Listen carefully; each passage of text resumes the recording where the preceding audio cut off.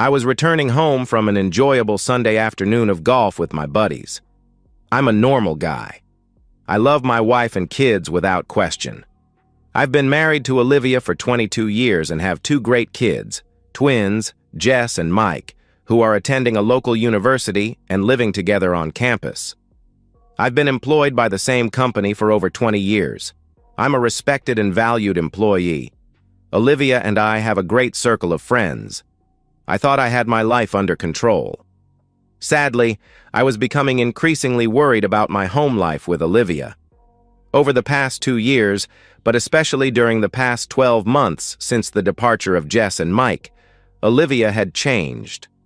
Gone was the happy, vivacious, and loving woman that I had married. She had been replaced by an icy, secretive, and distracted person. While our social life continued to a degree, physical intimacy had largely ceased. Weekday mornings centered on preparations for work. Conversations, if any, were perfunctory. My attempts at reigniting our marriage through date nights, flowers, weekend getaways, compliments, and the like had been largely unsuccessful. They were politely acknowledged, but not enthusiastically embraced. I arrived home and entered the house from the garage. The first worrying sign was that Olivia was sitting at the dining room table with nothing but a bottle of wine, 2 glasses, and a sheet of paper. We greeted one another and she asked if I had time for a quick chat. I said that I'd get changed and return in a few minutes. I went to the bedroom, got out of my golf gear, changed into some casual clothes, turned on my phone's recorder, and returned to my wife. She had poured me a glass of wine. I could see that Olivia's level of anxiety was extreme. Olivia had rehearsed her speech over and over. Her plan and the associated strategy had its genesis about a month ago, and since then, it had been further developed and refined. She knew that I would not take her announcement well, but I was a trusting, simple, and loving man who had never denied her anything. Today's discussion would test my commitment to her. Olivia was confident that if she held her course, her future as a 21st century woman would be assured. She reminded herself that she will only get one shot at her life.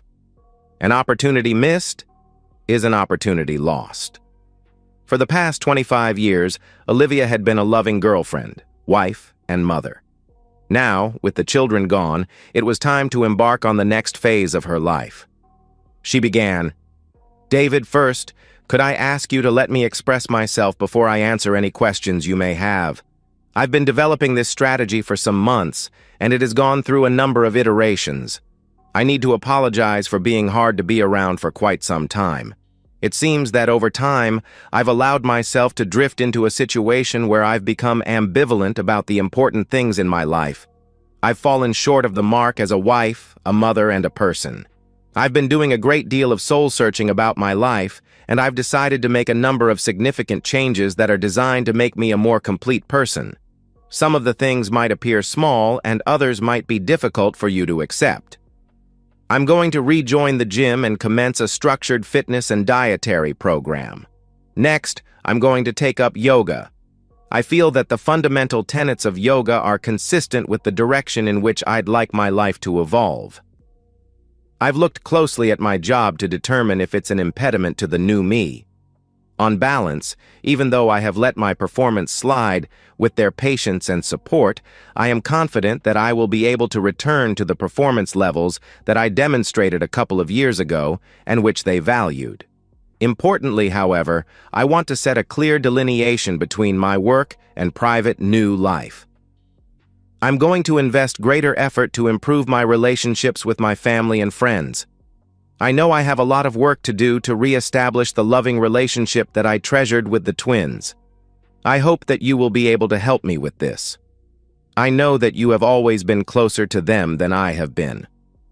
My relationship with you has been the most challenging issue for me to consider. For me to be the person I need to become, our relationship must be a cornerstone of my new life. We have drifted apart. Our partnership has become stale. I acknowledge that you have tried valiantly to resuscitate our marriage, but, as they say, it takes two to tango. I need to relearn how to be a wife, a friend, and a lover. I want to better understand what I want from my life partner. I want to grow old with you. I want to cherish you. I believe with all my heart that our marriage is strong and our love for one another cannot be questioned. I would like to promise to you that, going forward, I will embrace your efforts to improve our relationship. I have decided, however, to broaden my experience to better understand what I need from you as a life partner. In order to achieve this, I have decided to begin dating other men. This will enable me to experience the full range of emotional and physical feelings that I need to rebuild our life as husband and wife. I need to relearn how to give and receive emotional and physical stimuli. I understand that this will likely cause you some unhappiness, but please be assured that my intentions are just as I have expressed. I want us to be the best couple we can be. David, I know that you are a black and white kind of person, but I beg you to see this, at least in part, from my perspective. I need you to understand that between the black and white, there are shades of gray. I've decided to go on my first date on Friday night. I'll return to you before lunch on Saturday.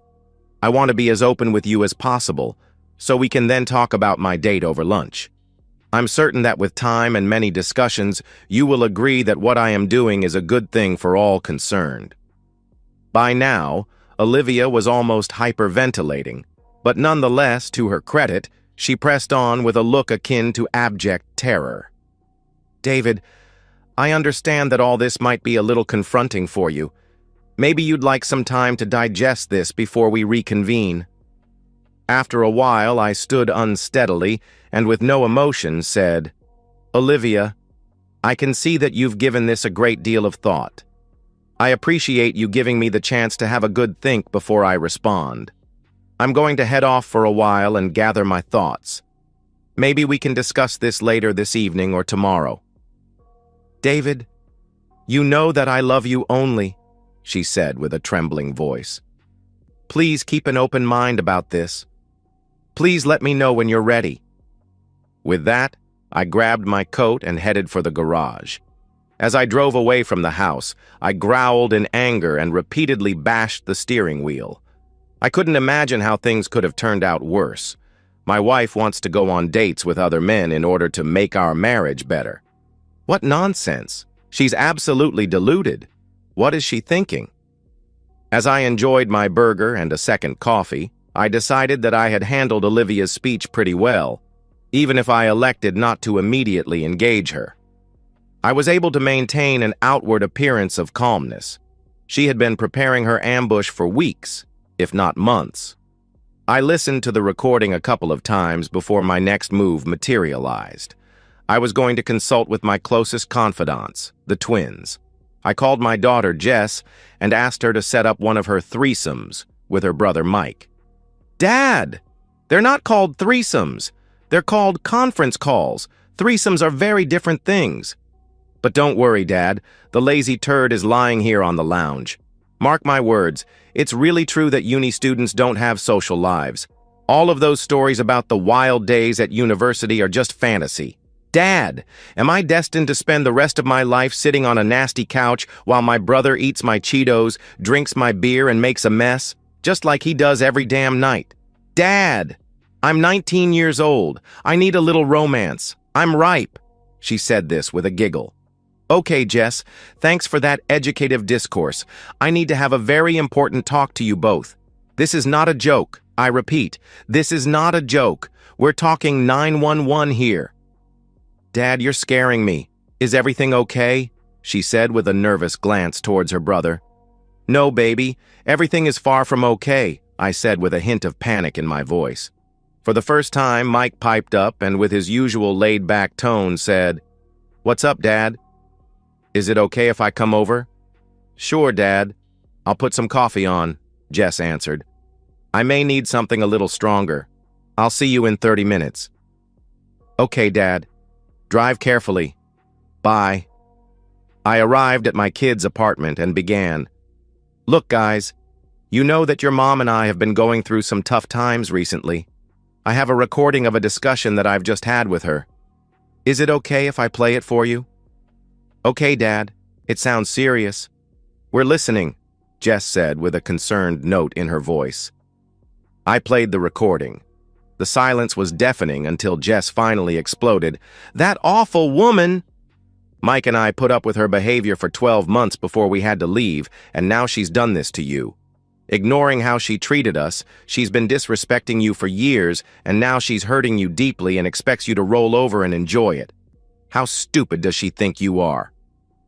Right now, sweet cheeks, I don't know how stupid I'm supposed to be.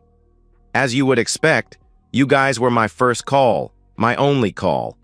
Maybe we can kick this around a little and figure out what I should do. I need your help. Throughout these preliminaries, Mike didn't say too much. He's always been the strong and silent type. He's sharp as a tack, and people tend to hang on his every word. Unlike his sister, who is breathtakingly volatile, Mike thinks twice and acts once. I was often amazed at how my twin children could be so utterly different, but so wonderfully compatible. I loved them so much. Just now, and despite the absolute mess that my life was becoming, I couldn't help but marvel at the type of people they were turning out to be.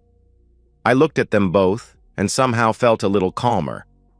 I was brought back to the conversation by Jess, who by now was incandescent with rage. She was prowling back and forth across the lounge room like a panther. Her eyes were on fire. Dad, pay attention. We're behind the game. We're 15 points down in the first quarter. Darn! Dad! We may be in the second quarter. We've got to catch up. It sounds like Mom's been planning this for weeks, if not months. She's got some guy in the wings and she's trying to justify her actions with him if she isn't already seeing him. Friday night is our go hard or go home moment. Okay, that's why we're talking, I exclaimed defensively, my hands in the surrender position. While Jess was recovering from her initial barrage, Mike quietly asked, Dad, are you okay? No, Mike. No, I'm not. While I may have seen something like this coming for a while, it's kind of surreal to see it arrive. I get the feeling that I'm losing her, or I may have already lost her.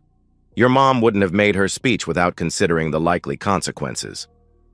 Have you had any thoughts about where to from here? Mike asked.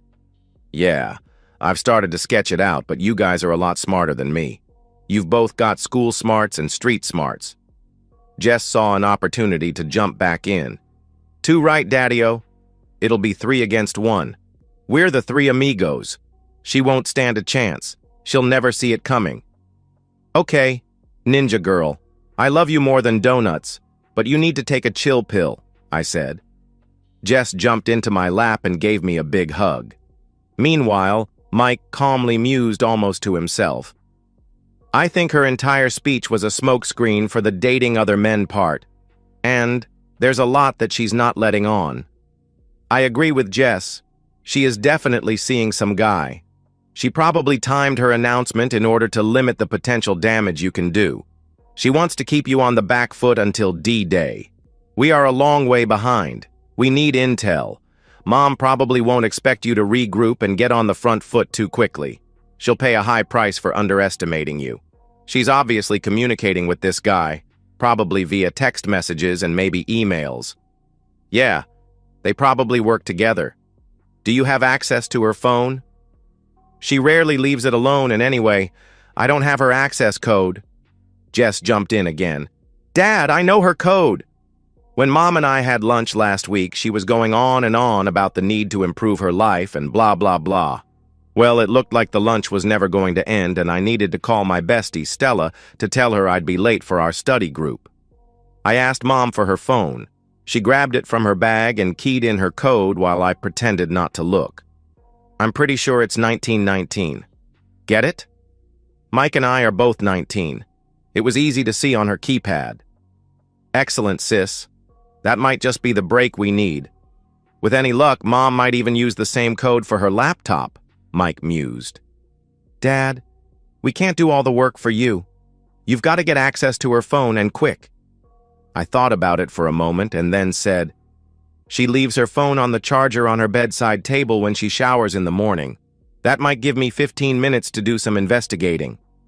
Mike then said, I don't know much about checking phones, so you might have to do it the old-fashioned way. When you get in, go straight to her text message app and look at the most recent messages. There'll be one from a name you don't recognize. It will probably be an alias to throw you off the scent, just in case you saw an incoming message. With any luck, the message trail will extend back weeks or months. I don't know if it's possible to export text messages, so you'll have to photograph it screen by screen using your phone. When you're done, cover your tracks and get the hell out of Dodge. Also, it might be a good idea to take some time off work. This week is going to be tough for you anyway, but you might also need some flexibility. Good advice, Mike. I then turned to my daughter. Jess, there's one other thing I was going to ask for your help with. Your bestie, Stella's dad, is a divorce lawyer, isn't he? Yeah, Dad, but he calls himself a family law attorney. Well, maybe you could use your influence to get me an appointment to see him as soon as possible. I just need to understand what I'm getting myself into and whether I need to put in place any measures to protect myself or you guys. Good idea, Dad. I'll call Stella now and get the ball rolling. I'll give her your number. Thanks, babe. Mike's mind was now going at full speed. I could see that my son had tuned in to the problem.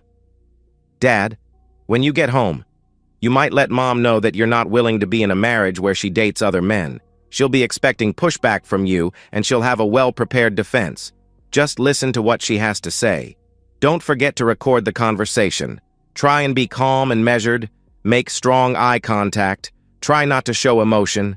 If you want to send her a strong message, move into the guest bedroom. She won't expect that. I was trying to write down each of my son's suggestions. Don't let her know that you've taken the week off. Tomorrow morning, after you've checked her phone, it might be good if you leave the house immediately. She'll be expecting to see you for breakfast and will be keen to gauge how you're taking her announcement. That might throw her off a little more. Go home after she leaves for work. You can sit down with a coffee and a piece of toast and look at the text messages. Take your time. She'll probably try and talk to Jess and me. I think we should ignore her. The lawyer will want a copy of the texts if there's anything of interest. During the coming week, Mom will want to be the perfect wife. She's going to butter you up. It's going to be a full court press. Just rebuff her. Make it clear that her behavior is unacceptable. Things will get interesting when she realizes that her strategy is failing. Jess jumped in. Jesus, Mike! Where do you get all this from? Are you basically a closet relationship counselor or just a sneaky person? That's some serious mind game you've just laid out. Dad, when you serve her with the divorce papers, can I be involved? I want to see the look in her eyes when she realizes how badly she's messed up. We'll see, kitten. It might not even get that far. It was getting late, and I decided to return home. When I got there, and with my recorder on, I found Olivia sitting on the lounge waiting. Olivia smiled and said, Hi, baby. Good to see you. Do you have any questions about our discussion? Well, Olivia, it wasn't a discussion. It was a declaration. I understand that you have developed a defense of your inappropriate proposal. I suppose in response I should state unequivocally that I will not be part of a marriage where you date other men. Do you understand me? Well, David, I hear what you're saying. Maybe I haven't explained myself properly. What I'm doing is for us. I want to be the best possible wife, and if I am to achieve this, there are certain things that I'm going to have to do. I understand that this may hurt you in the short term, but as soon as you see the benefits, I'm certain that you'll come around. Olivia, I can see that this discussion is not going to get us anywhere. Please acknowledge that I'm not going to be part of a marriage where you date other men. Fine, okay, I acknowledge it, Olivia said, with more than a hint of anger in her voice. Good, Olivia, thanks. Now, for the foreseeable future, I'll be sleeping in the guest bedroom and I would appreciate your respect of my privacy. This coming week is going to be very difficult for the both of us. It may be the last week we have as husband and wife. I'll try to be civil and I expect the same from you. Please let me know if you have changed your mind. It might not be too late to save our marriage. David, this is not a negotiation. My mind is made up. On Friday at 6:30, I'll be leaving for my date. I'll return before lunch on Saturday. Would you throw away 22 years of marriage over this? Olivia stated defiantly. Olivia, you probably won't be surprised to hear that it's not me that's throwing away 22 years of marriage. It is not me that's breaking our wedding vows. It is not me that's betraying our marriage. It's not me that's alienating her children. Now, if you'll excuse me, I need to get my clothes and toiletries and move into the guest bedroom. This discussion is over. With that, I left, leaving Olivia with a look of bewildered anger. She looked down at her clenched fists and thought, darn, darn, darn. I woke early. I was showered and dressed before Olivia got up. I was waiting to hear Olivia's shower turn on. As soon as I heard it, I went to her bedroom and picked up her phone, and with fingers crossed, I keyed in the code. The phone came to life, and I navigated to the text message app. The most recent message was from someone named Becky. I opened it and saw immediately that it was what I was looking for. Resisting my desire to read them, I proceeded to photograph every message exchange. They appeared to go back about 2 months. When I was finished, I replaced the phone and left the house. Olivia had had a fitful sleep. She wasn't used to sleeping without me, and she was worried about my reaction to her announcement. She was expecting a more compliant response. She woke at the usual time and showered and dressed. She went to the kitchen expecting to see me waiting with a cup of coffee for her. I wasn't there. My car was not in the garage. Damn, she thought. This isn't going to plan. Why does he have to be such a single-minded person? She made herself some breakfast and left for work. I was parked down the street and saw Olivia leave. I returned to the house and settled in to review the text messages. They commenced 2 months ago and they weren't from Becky. They were from Wade. Wade Erickson is a guy who works with Olivia. He's maybe 5 years younger than Olivia. He's married to Peggy and they have 2 young kids. The initial texts were flirtatious from both sides, but they quickly became more intimate. There was one text where Olivia was angry because they were almost caught at work being inappropriate. Wade, if this is to continue, we need to be more careful. We can't jeopardize our jobs and marriages by being stupid. Wade was trying to get Olivia to agree to a lunchtime meeting at a motel. It looked like they were encouraging each other. It was clear that Olivia was sorely tempted. She even sent a selfie that was inappropriate.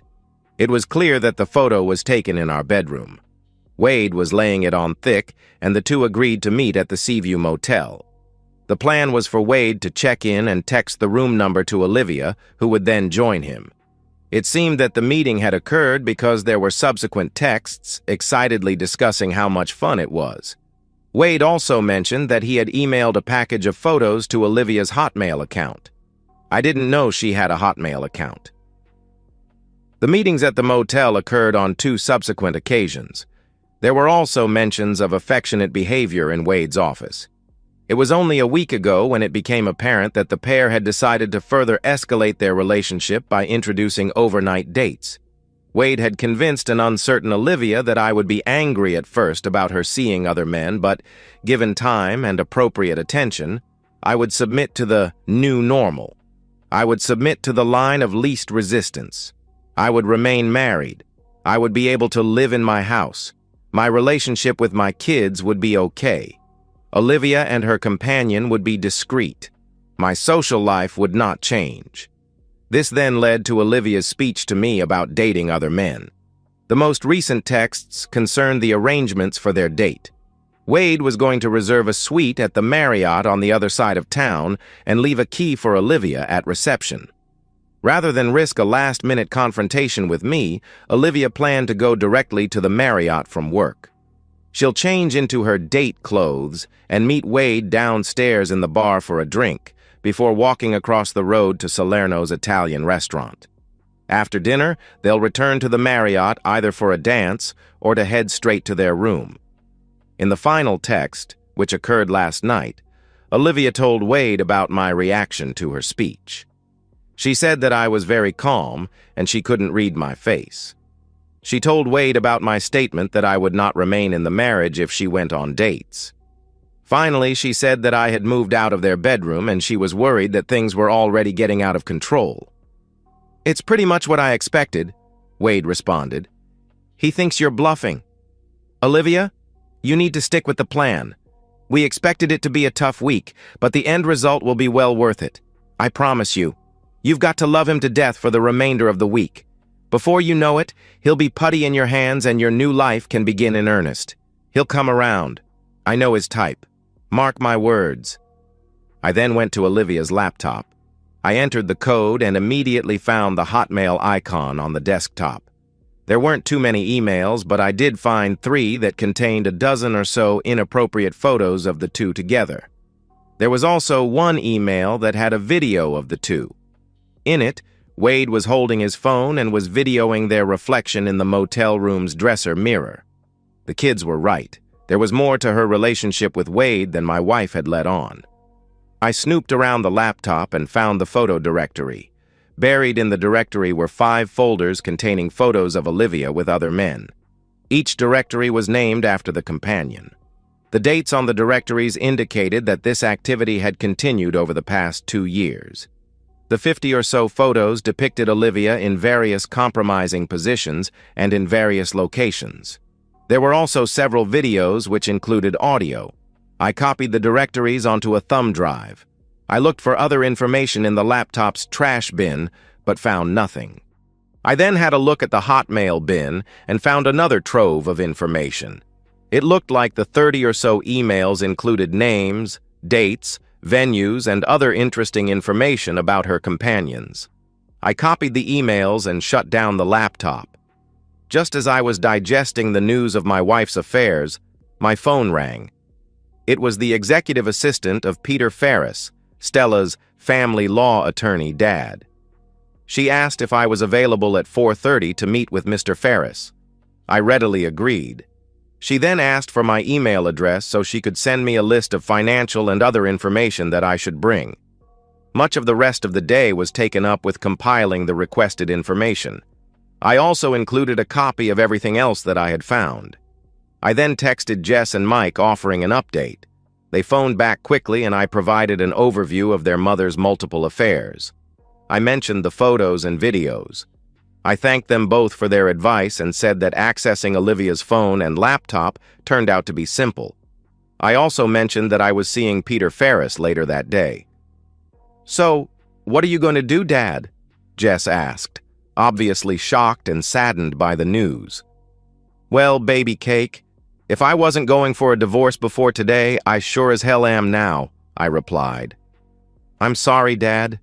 You deserve better," she said with absolute compassion and more than a little restraint. "Mike, I'm not even sure if it's necessary to stay with our plan. I really don't care if she goes with Wade on Friday. It's not going to make any difference to the outcome. I've got more than enough evidence to finish things, so why don't I just move out while the divorce proceedings unfold?" "Yeah, Dad, you may be right. Why don't you see what the divorce lawyer has to say before deciding on that?" "Okay, guys, I'll report back when I get a chance." I arrived at the lawyer's office and was greeted by Peter Ferris and an associate of his, Dan Morton. "Hi, David. Great to see you. I suspect this is not a social visit. I hope you don't mind Dan joining us. He's the sharpest divorce lawyer we have. He reminds me of me 20 years ago when I had more hair and a smaller belly. Nowadays, I'm here just to make the place look good while Dan does the heavy lifting." Peter Ferris then turned to Dan and asked, "Dan, you think I'm a good-looking man, don't you?" "Ah, yes, sir. Among the finest," Dan answered while trying to keep a straight face. "Good answer, boy. Good answer. So, David, what's the deal?" "Yesterday, when I asked Jess to tee up this discussion, my wife Olivia told me that she intends to betray our marriage this coming Friday. During today, however, I've discovered evidence of her being with a total of at least 6 men over the past 2 years. The evidence, which is in the form of emails, texts, photos, and videos, is included in the package I am leaving with you. I have also provided all of the financial and other information you requested. I recorded a few conversations with Olivia, which I've included for the sake of completeness." Subject to your views, I'm fairly certain that I will divorce Olivia. I'm happy to proceed with irreconcilable differences as the grounds for the petition. I'm seeking a 50-50 split of our assets. I would like things to proceed quickly. If Olivia tries to make things difficult for me, I want to respond strongly. If she tries to slow things down, we might be able to use some of the evidence of her indiscretions as leverage. Furthermore, I'd be happy to change the basis of the petition to adultery should the need arise. I have the names of 6 of her companions, and I might even name them all as co-respondents if necessary. That should scare her. I then asked, Peter, are you able to get me a little more information about the 5 companions other than Wade Erickson? Peter looked at Dan, who shrugged and said, It shouldn't be a problem. I continued, I've also heard that an alienation of affection suit can be persuasive. The threat of Olivia and her companion losing their jobs might provide some additional incentive to go quietly. Peter looked closely at me. David, alienation of affection suits are a coin toss at best. My advice would be not to do anything that might compromise her employment. I'm sure you want to pay as little alimony as possible. To this end, it would be good if Olivia retained a secure and well-paid job. I nodded and pressed on. Finally, I'd also like you to protect my assets to the maximum legal extent. For example, if there's any sense in transferring some of our investment money into trusts for the kids, I'm on board. I need your advice about strategies in this area. When were you hoping to have her served? Peter asked.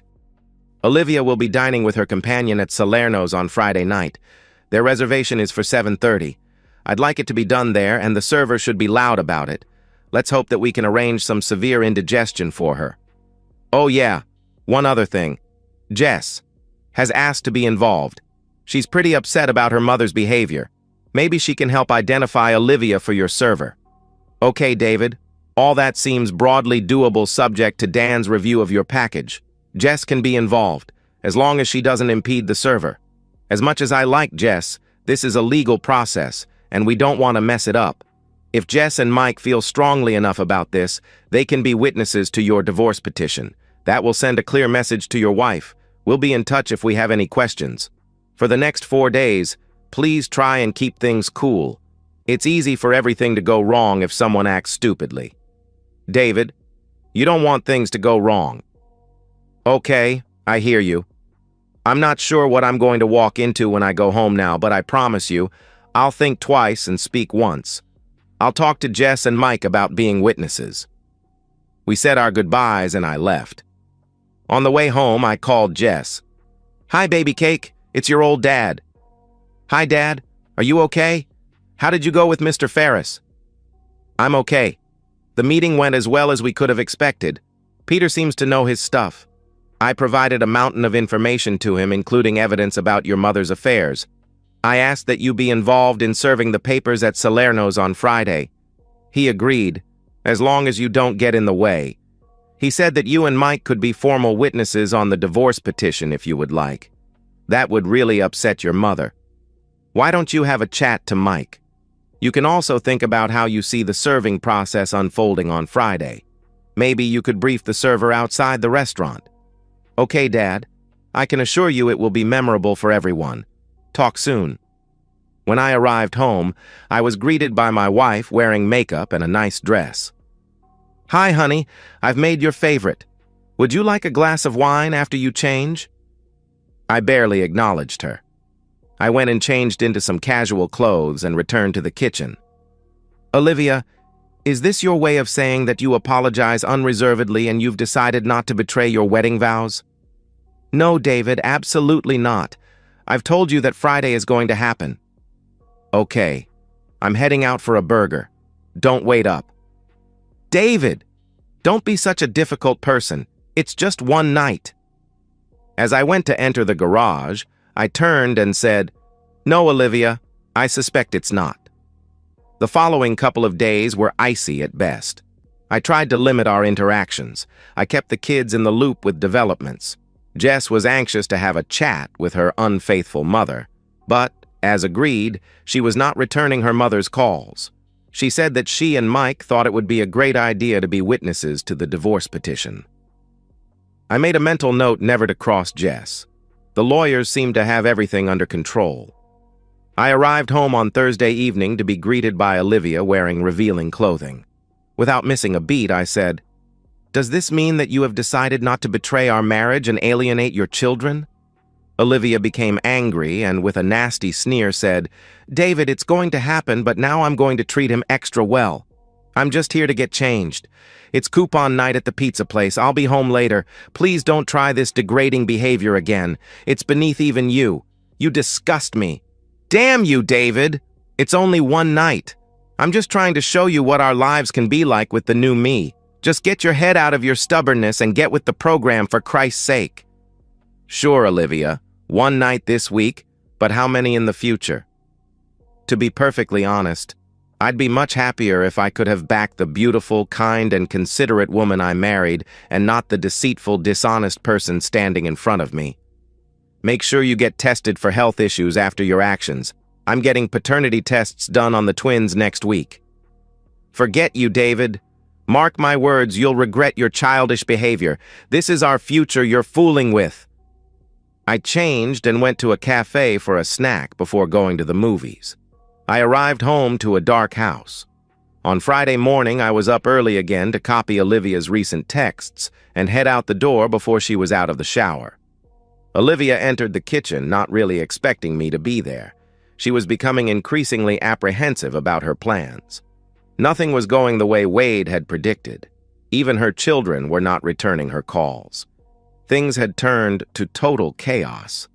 It was clear that she had underestimated my determination.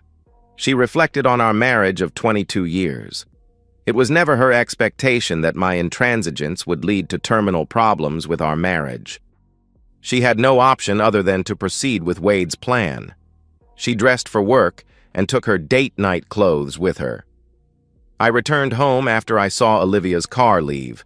I made a cup of coffee and looked at Olivia's most recent text message to Wade. She was almost frantic. "Oh no, Wade! The closer I get to tonight, the further down the drain my marriage goes. David warned me that there would be serious consequences for my actions. He made me acknowledge that he would not be part of a marriage that included me dating other men. He's going to kick me to the curb, I know it. I should never have let my private life and my family life become tangled. Things were fine the way they were. Darn, darn, darn. I don't know what to do." Wade responded, "Listen, babe, he's just bluffing. He's not being strong. I'm going to make tomorrow night memorable for you. I'm going to give you a taste of how good your life is going to be once he knuckles under. So just keep calm and stay strong." I phoned Jess. She walked me through her plans for serving the papers. I arranged for Mike and Jess to witness the divorce petition. I then gave the lawyers the final go-ahead. Friday was going to be busy for me, Jess, and Mike. First, I arranged for the locks on the house to be changed. I reprogrammed the code for the garage remote door. I then went online to book a storage locker for Olivia's possessions. With the assistance of Jess and Mike, we packed up all of Olivia's belongings. While that was occurring, I worked through the list of financial changes that my lawyer had recommended. Even with 2 cars, we still had to do 2 trips to the storage locker. I also needed to write a short note to Olivia explaining what I had done in preparation for the divorce. The letter was to be included in the package to be given to her at the restaurant. After the last trip to the storage locker, I called past my lawyer's office to drop in the letter and the key to the storage locker. After work, Olivia arrived at the hotel room and changed into her date clothes. Despite her concerns about my stubbornness, she was excited and craving a night with her companion. Her previous meetings with Wade at the motel were enjoyable, but somewhat hurried and unromantic. This was to be the beginning of her new life. She had a little black dress that showed off her figure, which were almost jumping out. Completing the outfit was a pair of elegant high-heeled shoes. Olivia joined Wade in the bar downstairs, and they enjoyed a cocktail before heading arm in arm across the road to the restaurant. She felt somehow liberated at being able to walk arm in arm in public with her companion.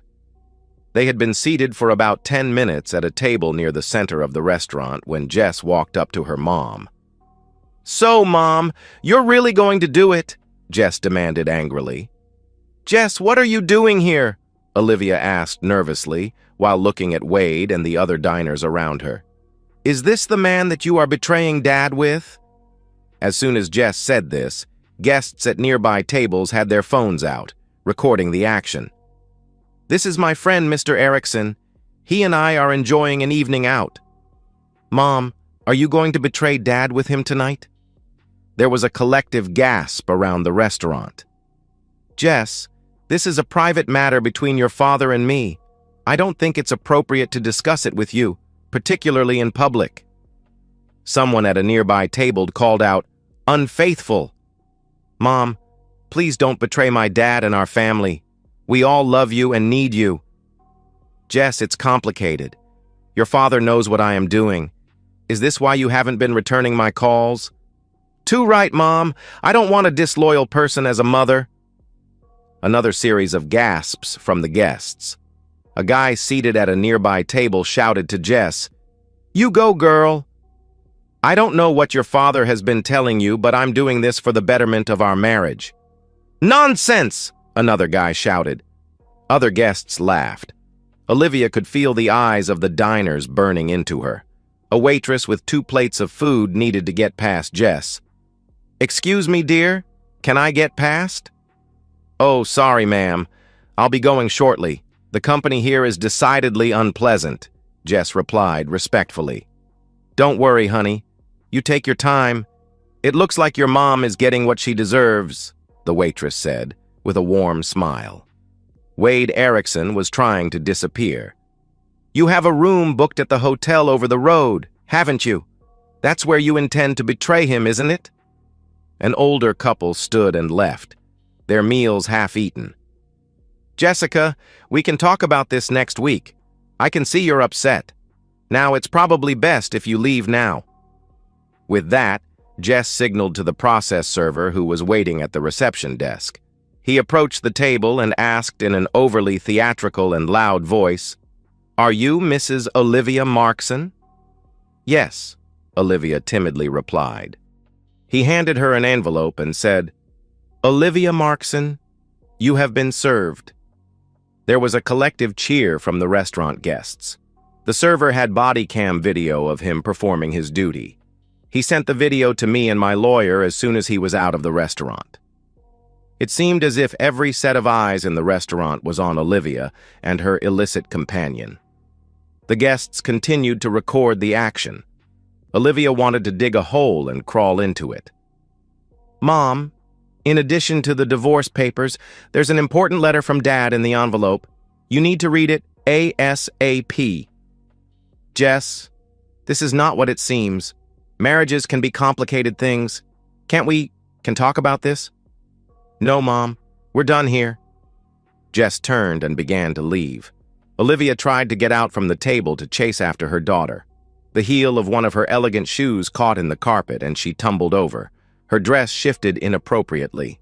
A distinguished-looking gentleman approached the table and, looking down at her with obvious disdain, said, "Madam, I am the restaurant manager, and I can assure you I will not permit inappropriate behavior on these premises." Olivia struggled to her feet while trying to adjust her dress. "I'm not behaving inappropriately," she exclaimed indignantly. A customer sitting nearby said, between mouthfuls of gnocchi, "Well, you're dressed inappropriately and you're not being modest." "I am being modest," Olivia cried. "Madam, I must ask you to lower your voice and leave the premises immediately, and please take your companion with you." The restaurant erupted in another chorus of cheers. The restaurant manager turned and made a theatrical bow. Wade grabbed Olivia and, after paying the bill, escorted her out. The restaurant guests stood and clapped as Olivia went through the door. She turned and, in a final act of defiance, told the diners to go away.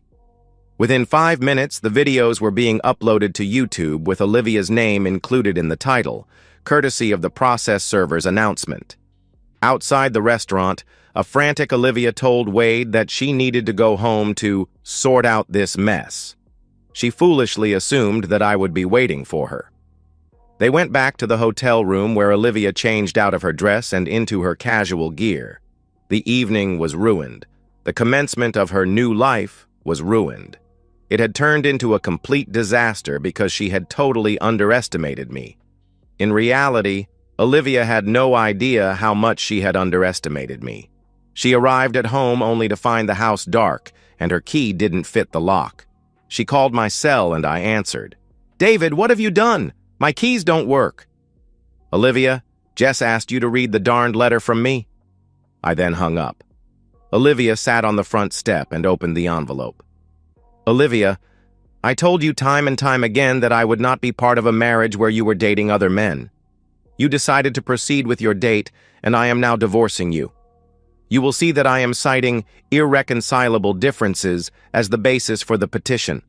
I am doing this out of respect for your parents, who I love dearly. I've kept the kids in the loop with developments, and I have tried to be factual with them. Jess has spoken to you tonight, so I guess you have a feel for how she has taken your betrayal of our family. I recommend that you not talk to her for a while. As you will see, Jess and Mike have witnessed my signature on the divorce petition. This might also give you some idea about the strength of their feelings. I have visited your parents tonight and told them about your inappropriate behavior. I have taken the liberty of leaving with them some of your clothes and personal items that you may need over the next few days. If you are not moving in with Mr. Erickson, his wife and their children, you might need a bed at your parents' house.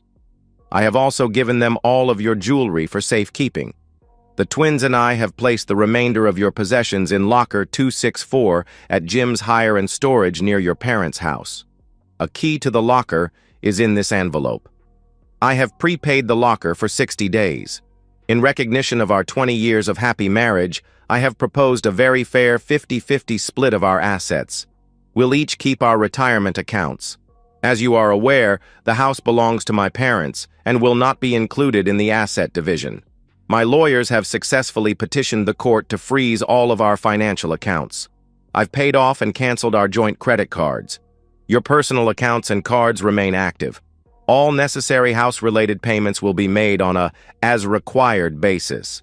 I have changed the locks on the house. I recommend that you retain a lawyer to review the divorce proposal and sign it as soon as possible. Olivia, failure to do so will result in serious consequences. I can be contacted through my lawyers. David." Having read the letter, Olivia ignored the "contact me through my lawyer" request and called me. "David, we need to talk. Come home, please," she begged. "Sorry, Olivia. I can't just now. I'm over with Patty and her kids. I'm just walking her through what's been going on between you and her husband. We've just seen the video of you being served. She thought Wade was interstate at a weekend conference. To be perfectly honest, she's pretty upset at you both. I've given her the name of my divorce lawyer. Maybe you should stay away from dark alleyways and consider getting a bodyguard. By the way, the YouTube videos were an unexpected but entertaining surprise, and they seem to be going viral. I honestly didn't know that Jess had it in her. The restaurant manager was priceless." "Oh God, no! David, how could you do this to me?" Olivia cried. "No, Olivia, this is all down to you." "Are you happy now? How's the new me working out? How's the date night going? I hear that the veal is nice at Salerno's." "David! There will never be a divorce. Please, I love you." "Goodness, Olivia. When last we spoke, you told me that you were going to treat Wade extra well tonight. If you've forgotten, I've got a recording." I could only hear sobbing on the line. "Now, please don't try to contact me again. I don't want things to get out of hand." The next 4 weeks were frustrating due to Olivia's lawyer stalling the divorce wherever possible. Through my lawyer, Olivia was repeatedly asking for a face-to-face, which I declined. Eventually, Peter Ferris convinced me that I should agree to the meeting. I, however, said that it should occur in Peter's conference room. I also stipulated that the kids should attend, and Olivia was not to be informed of this. 2 days later, Olivia entered the conference room. Jess, Mike, and I were seated on the opposite side of the table. Jess was holding my hand. Mike was glaring at his mother. Looking nervously at the twins, Olivia said, "Hi, Jess. Hi, Mike. What are you doing here?" I responded on their behalf. "You asked for a face-to-face. Well, here we are." "David, there are private things that we need to discuss." "Sorry, Olivia. While these kids have always provided me with their unconditional love, they've really stepped up over the past 2 months when I've needed them the most. They've given me great advice and help. I wouldn't be where I am now without their support. Please remember that Jess and Mike witnessed my signature on the divorce petition. If you are not able to speak with them here, we can end this now." "David, I don't want a divorce. I don't want to give up on our 22 years of marriage. Over the past couple of years, I'll admit that I drifted from my family. I wasn't the best wife or mother. I've been living my life in a fog. I lost sight of the important things. I made foolish decisions. I've commenced therapy, and I'm hoping you can help me with that. I know you are a kind man, and I'm asking for your forgiveness. Together we can repair our relationship, and with time, our marriage can prosper. But I understand that I will need time to demonstrate my commitment to us. So, if you persist with the divorce, I will have no option but to continue to put in place every roadblock my lawyer can think of. I will drag out this process until you realize that my place is beside you and our children. I will not sign the divorce papers." Olivia, I know that you've given a great deal of thought to today's meeting. You're probably asking yourself, how much does he know? I know much more than you think. I'll say this once, and once only. Do not sit there and lie to me. Do not sit there and lie to your family. I told you that there would be serious consequences if you elected not to agree to the divorce. Please remember that I'm seeking the divorce on the grounds of irreconcilable differences, and the proposed 50-50 asset distribution could not be more fair. If you do not sign the papers here today, I'm going to withdraw the petition and resubmit a new petition based on adultery, and I'll name your companion, Wade Erickson, as a co-respondent. I will be seeking a 75-25 asset split. I will also commence an alienation of affection suit against your employer, citing your relationship with your work colleague, Mr. Erickson. David, you can't do that. You know I didn't betray you with Wade. Having me served at the restaurant put paid to that. I stood and slammed my fist angrily on the table, making everybody jump.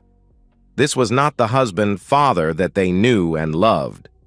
I told you, Olivia, do not lie to us. I'm not lying to you, Olivia stated without conviction.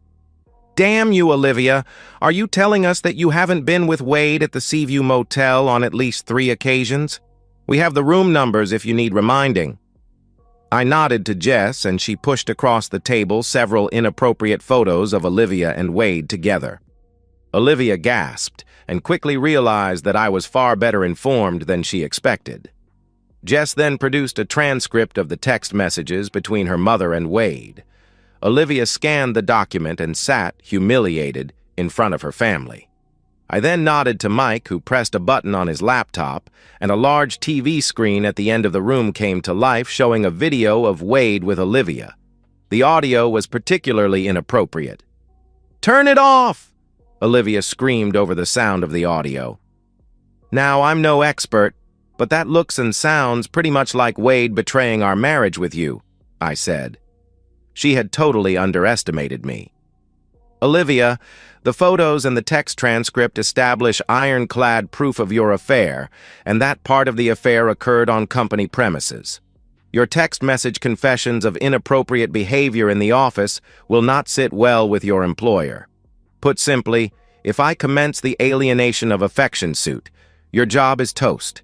Your professional and personal reputation will be in tatters, although your performance on YouTube has probably already done that. Jess, how many views have the various videos had? About 1.3 million, Dad. Mom's beating the Pope, Jess responded excitedly. But, Olivia, it isn't all bad. Jess, Mike, and I don't know how many affairs you've had over the past 22 years, but we are aware of 6, including Wade. Initially, I was keen to name each of those companions as co-respondents in my adultery petition, but Mike talked me down on that. We've got plenty of photos if you're interested. We don't understand why you're so keen on having a photographic record of your actions, but you've certainly made things easier for us. Olivia stared down at the conference room table. Jess pushed across a one-pager providing details about each companion, including the names of their employers, wives, and children. It seemed to Olivia that her family knew more about her companions than she did. Oh, and Olivia, this document is a little out of date. As you may be aware, Mr. Stevie Buchanan, who you were seeing while on your business trips in Baltimore as recently as 4 months ago, was found beaten in a car park behind a club last week. When his body was found, he was injured. Across his chest was written, "Stay away from married women." It seems that you were not the only object of Mr. Buchanan's affections. You might like to get tested. "Oh my God!" Olivia gasped. With perfect timing, Jess piped up and exclaimed to her brother, "Mike, did you see this one? It looks like Mom with her boyfriend Stevie, and they're being inappropriate. That's pretty awful." "Please, no. Don't look at that," Olivia pleaded with her children. She was completely defeated, her lies and deceptions totally exposed. There was no defense. Just then, Mike played the next video that he had queued up. It was Olivia being inappropriate with a different companion. "Turn it off!" Olivia screamed over the sound of the audio. After a moment, Mike looked at the pitiful visage that was his mother and said, "Mom, you disappoint me." His tone was a mixture of anger and shame. I didn't know who was more shocked at Mike's piercing words, Olivia or Jess. "No more, please, no more," Olivia begged. "Sign the papers, Olivia. What I've proposed is very fair, maybe excessively so given your actions. Keep in mind that my proposal keeps many of the details of your inappropriate behavior away from our parents and friends. Sign the papers and retain some of your dignity," I said with an air of finality. "Okay, I'll sign." Olivia signed the papers, and the divorce was made final 90 days later. The asset split went smoothly. Jess, Mike, and I remained very close and were able to help each other through the difficult times. Olivia's life was damaged. Her health was deteriorating. Her extramarital relationships were no longer desirable. She was living a lonely life in a very modest apartment. Her job was hanging by a thread. Her reputation was in shreds, due in part to her being a YouTube sensation.